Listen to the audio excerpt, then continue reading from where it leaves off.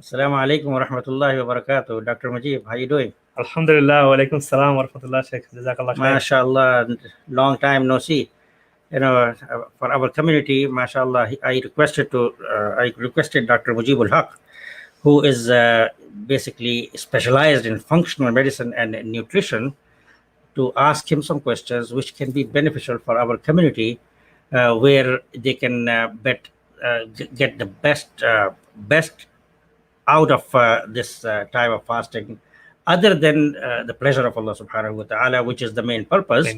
And Allah subhanahu wa ta'ala has said, لَعَلَّكُمْ تَتَّقُونَ. So with taqwa, there are so many things we can get other than that also, and there's nothing wrong with it. So definitely, I would like to introduce you to Dr. Mujibul Haq. MashaAllah, very long time friend of mine, and serving the community for a long time. MashaAllah. Bismillah.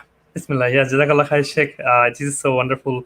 I've been busy with so many things, and Ramadan is here. We are able to meet up again, and inshallah, Ramadan is coming, and then we want to help people with Definitely everything.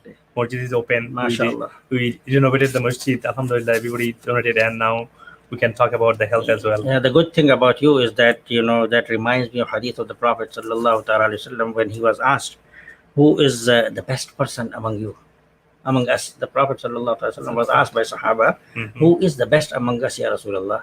He said, the most beneficial to others. So if you benefit other people, that's the best thing you can do. Yeah. So I would come to my first question, Dr. Mujib. How important it is to take care of health in Ramadan. Jazakallah khair, Sheikh. It is very important to know that the purpose of Ramadan definitely, as you mentioned, that attaining taqwa, to transform spiritually in an upper level, and this is a great time to attain Allah's pleasure, because everything we do, all the good thing is reward are multiplied.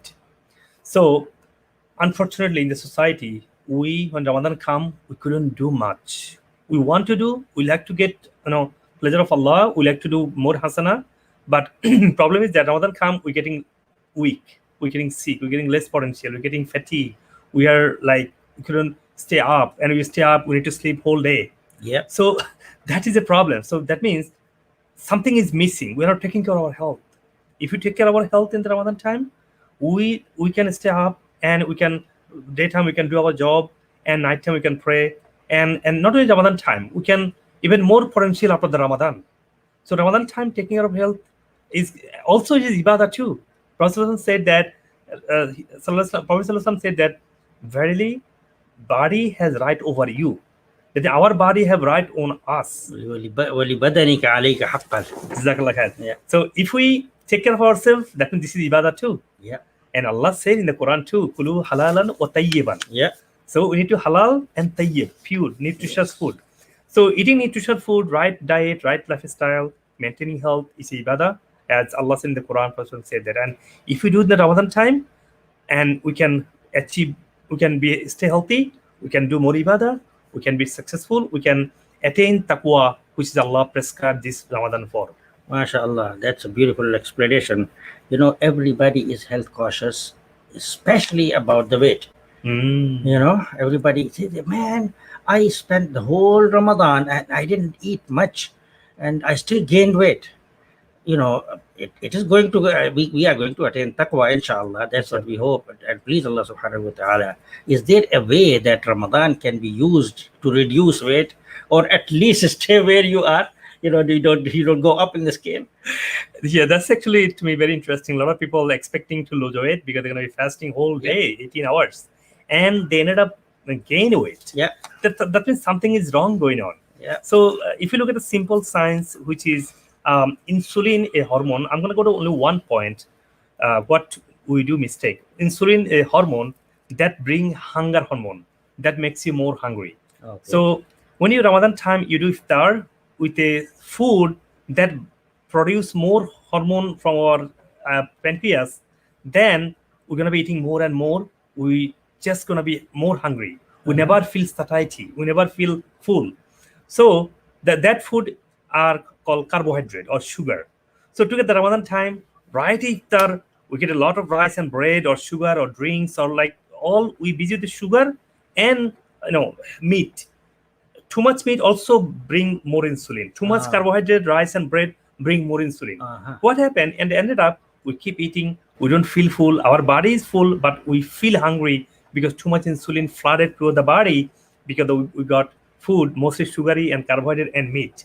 So instead, if we follow the Sunnah of Sallallahu Alaihi Wasallam, he used to be taking iftar with dates, 3 dates, and some water and some milk. Sometimes he wouldn't even have 3 years. Yeah. Maybe 1 dates and then water. Simple. Because whole day you're fasting and right away you're eating too much food. Body cannot handle that amount of food. Instead of digesting, body make it as a fat cell because too much sugar bring fat cell more and more. So you eating instead of getting the energy, you feeling weak because whole calorie is going to store as a fat cell. So that will gain more weight. As some people, instead of following, there are some people buying machine, trying to get a protein shake, trying to get exercise and this diet and that diet. We just need to look at the simple science is which food is going to making more fat cell, which food is going to be breaking the fat cell.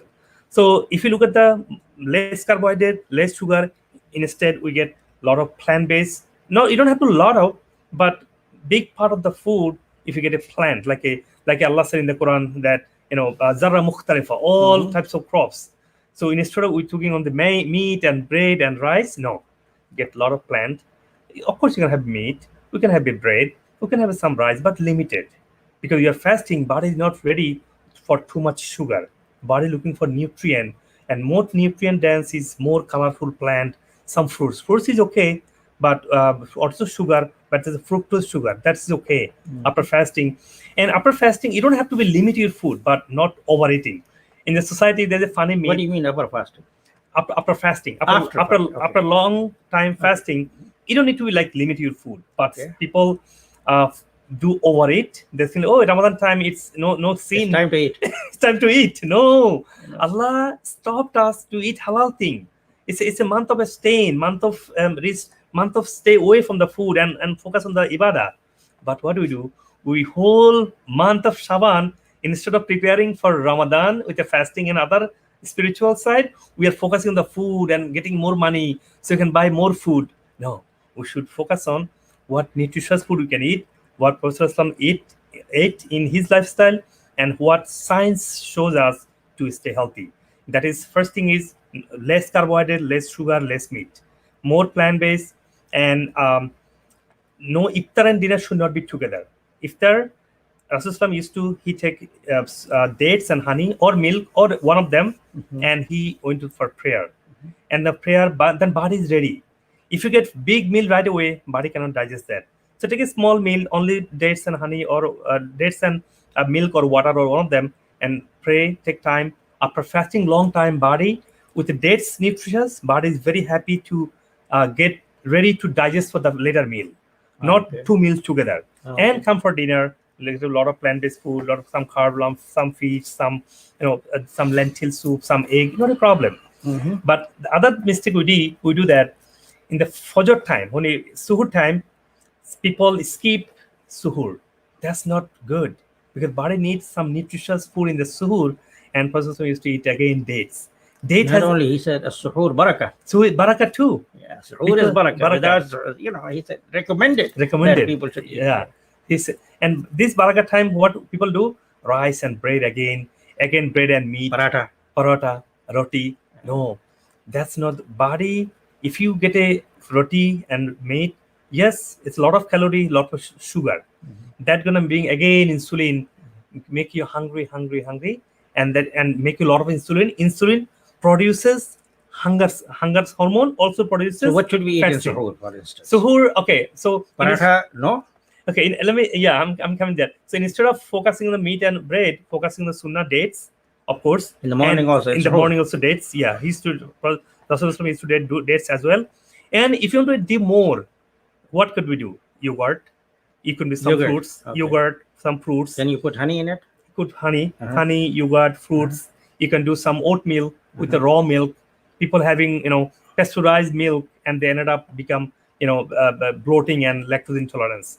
So you can do that oatmeal with a as I say honey, as a yogurt, fruits, and if you get some salad and fruit salad, some avocado salad, dates, avoid bread, basically. lentil too. So bread and meat and fish and rice should not be in the suhoor. Not even meat. Not even meat. If you eat meat, that again gonna bring insulin to make you. And you will get thirsty too during the day. Yes. A little bit, right? Yeah, you're gonna be thirsty too, and then you won't be able to burn your fat. You're gonna store fat because you have a high insulin. Yeah. Okay, so can we eat pakoras in the evening? Pakora is very interesting. We can't live without pakora. I know, it's even very Arabs nowadays, they love to. They love use pakora? in the masjid when where is pakora, man? Exactly. So look, in what I studied nutrition in Harvard University, I looked at that. What I never learned. What one thing I can learn, if you ask me one thing, tell me one thing that you learned from whole nutrition study. That is, no food is bad unless people added something bad. So we cannot say biryani is bad, pakora is bad, roti is bad. It depending on what is the ingredient in there. If ingredient pakora have some semolina or what is in there, some besan is good. And then what do you have in here? You have some if you have some a flour, get a rice flour instead of wheat flour. Wheat flour is genetically modified wheat. Get a rice flour. Okay. And if you get the oil is a problem. People are scared about the oil. Yeah. Rasulullah Sallallahu Alaihi Wasallam always used to seat his meal is always with a olive oil. So get a olive oil, get a coconut oil, which is a pure oil. A lot of people people run away from oil. No, oil is the one burn fat because fat makes ketone body and ketone burn the fat. You see, simple science. And if you get a sugar or carb or fruits, that produces fat because sugar directly converts into fat cell. Fat doesn't convert fat cell. There's no science in that. Okay. So problem is that the oil we eat, vegetable oil, corn oil, that is not the real oil. That is kind of processed synthetic oil. Okay. It said vegetable oil. There is no vegetable oil exists. Vegetable doesn't have that amount of oil. Vegetable have no oil. Very rarely. So one bottle of vegetable oil should be $1,000 if really from vegetable. Okay. That's corn. Yes, corn. Still corn oil is a processed oil. So pure oil is a coconut oil, olive oil, or this is the olive is the best, or olive is the best. Is better. Coconut is the best for cooking. Olive is the best for the raw because olive, when you cook with olive oil gets bad because it's called unsaturated. Yeah, but nowadays they have some special olive oil for cooking. They say that because they added some synthetic oil with it. I won't go with that. Okay. I will be adding olive oil after the turn off the stove. Then I will add olive oil, so olive oil stays good. Okay. Otherwise, if you want to fry something pakora, you said, add with fry with the coconut oil. Put the besan on it. Put the rice flour instead of wheat flour. Or we can use the ghee. Ghee is perfect. If you get organic ghee, the pure milk from it's perfect. Ghee, cheese, butter. Even butter also good too. You can fry with the butter. So fried is not a problem. The problem is what the ingredients are basically. Yes, but meat fry is a problem only. One thing you cannot fry is the meat. Okay, suppose you frying potato, not a problem. But potato, when you fry, potato have a lot of good starch and then some mineral. They die off. When you fry a vegetable, they die the nutrient. But you don't harm yourself. But when you fry meat is making +1 carcinogens, cancer-causing substance when you fry the meat. Okay, mashallah. So what do you recommend to eat in iftar, for instance? Some khajur? Iftar for few dates, khajur for few dates. Start with the dates and go for your some milk, some water, and then we need to turn off. No. So iftar you can get dates and then come back after Maghrib prayer, right? And then start with some. Always I say after a whole day fasting, body need first nutrient. Yeah, you can put enough calorie with the brown rice, with the quinoa, millet, buckwheat. Instead of white rice, instead of wheat, get a buckwheat, millet, quinoa, or sweet potato. That's the real carb. That's a pure, mashallah, nutritious, complex carb. Instead of pure, synthetic or like a refined bread. Bread is a refined carb, and then rice is a white rice, doesn't have a nutrient. So brown rice, Brown rice is okay. quinoa, millet, sweet potato, buckwheat is the real carbohydrate. Oh, You get some energy, you get some nutrient too. oh, okay. And then if you can have some meat, no problem. But don't eat meat at the suhoor. That is a problem. And you can have some fish. But in you the can evening have is okay. some lentil is okay. Some bean soup, vegetable soup again, fruit salad, and you can get some, some creamy, like a nuts soup, cream, some cream, it should be okay So too. in other words, if you put it in 2 sentences, that you need to eat healthy in suhoor and in the evening, but in suhoor you can't eat meat. In the evening you eat meat also, Right. but not a big portion of it. And not big portion of carb either. Yeah. And not together. Iftar and dinner should not be together. Should not be together. Should be separated. Maybe you can do iftar and then you can eat after tarawih, maybe a little bit. But then there will be less time for in sleep also. That's also the problem. Yeah. So maybe a little before Salatul Isha is yeah, fine. that should be fine. Okay, people always ask question about diabetic people and people who have chronic disease. Can they fast, and what they should do, what should they avoid, and all that. So what do you for suggest? the diabetic patient and who have a heart disease patient? There are many research about it. Research shows that someone is diabetic. That means diabetes came from insulin resistance, toxicity. It came from other type of obesity. So many research show that, and even currently, recently, U.S. government, federal government approving a lot of budget only on fasting, which is called intermittent fasting. Look at the Rasulullah, Allah subhanahu wa ta'ala already prescribed 1400 years ago. Yeah. He knew that, and he knows that we need it. Yeah. And now science shows that it's so powerful. Fasting changed the whole body physiology. Yeah. Changing, you make it like a new person after fasting 1 month. Yeah. So many I can give you one research, Dr. Bravis in UK. He studied a group of people who fasting in Ramadan and with a proper nutritious breakfast, which is iftar, and then suhoor, early meal with the nutritious. And he found out that with a 1 month fasting, people can reduce their insulin resistance. That's the true cause of diabetes, and people can lose weight. People can get rid of the toxicity, because 11 months you fast, you store a lot of toxicity. 1 month you clean that up. It's like when you clean up, body can develop new cell. You see, even not only diabetic patient, they get like cancerous patient. It's like a natural chemotherapy. The cancer tumor gets shrink. Cancer cell die off when you get fasting because they don't get sugar. Cancer cell live on the sugar. When you are fasting, body doesn't get sugar. Insulin gets flat, and cancer cell shrink. In diabetes people, as you said, like insulin resistance go down, toxicity goes away from body, fat cell burn, and then body, immune system boost up. So you can easily and quickly. This is a great time, as Allah said, prescribe. This prescription can get rid of the diabetes. But if you have a diabetes like morning sugar is 70 milligram, or like you fasting is become 60 milligram, that's dangerous. Then you have to break it fast. Again, anyone who have a diabetic, this is not a prescription I'm giving. You need to talk to your doctor first. What level you are at. Okay. If you go, but medical research showing that if you're fasting, it goes 60 milligram sugar. You have to get food right away, because you are going very down sugar. Body needs sugar circulated to get surviving to the organs. Okay. And this is one thing. And someone have a kidney disease, stage 4. Very low part, maybe 20% kidney functioning. For those people cannot fast. Type 1 diabetic people cannot fast because they need food to get insulin. Their own body doesn't produce insulin. Okay. Like some people have a liver cirrhosis. Some people have a like a artery, heart artery problem. Those people should talk to their doctor first before you fasting. There is one interesting thing I want to share. Before Ramadan, we have a Shaban, right?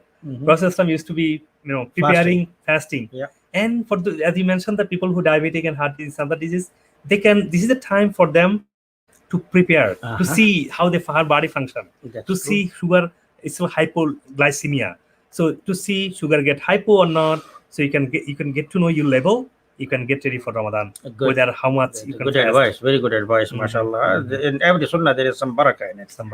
A lot of people also ask a question, if you drink a lot of water in the morning, you get filled too much, and if you don't drink enough water in the morning, then you get dehydrated during the day. So what is your recommendation about that to avoid dehydration, and how much water is good for a person during the day? Yeah, this is very important Ramadan time, especially we are almost summer here, and summer we get dehydrated, and when you get dehydrated, you feel hungry because thirst and hunger is close. We don't differentiate. We cannot differentiate, and we feel very fatigued and tired, and not mental clarity.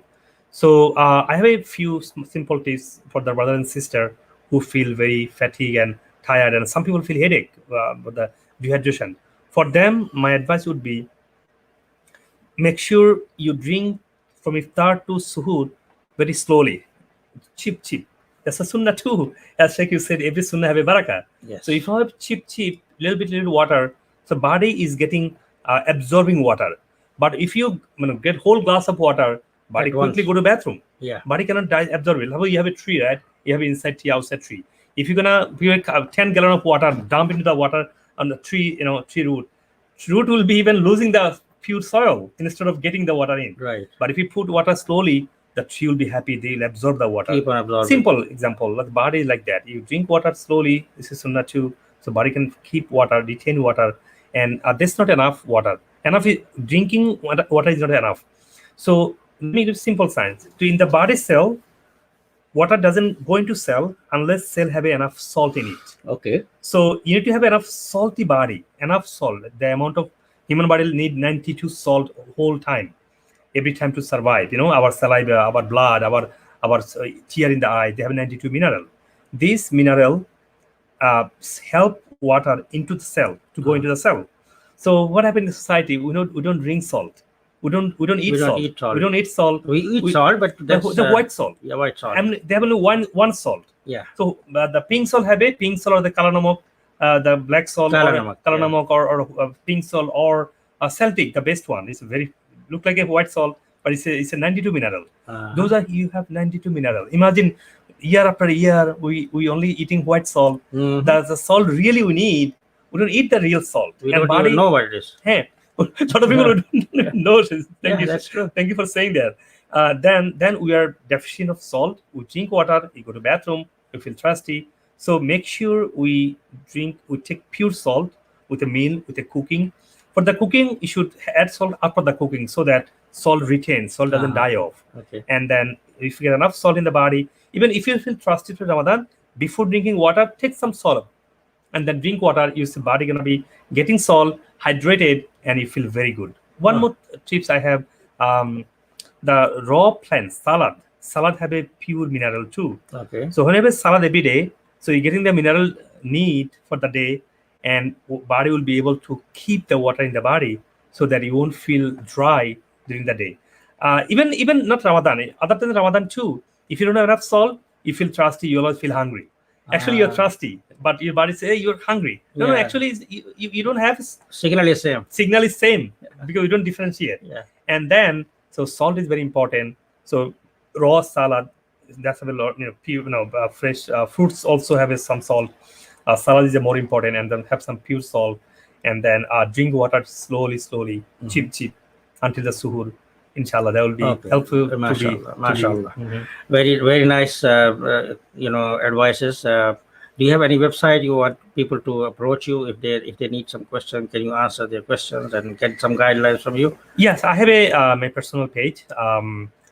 It's called Dr. Haque ND PhD. It's a YouTube and a Facebook. Dr. Haque. Dr. Haque HAQUE Haque ND PhD. So N for Nancy. N for Nancy, D for doctor, and my PhD, PhD. Okay. So my spelling Nutrition. Nutrition.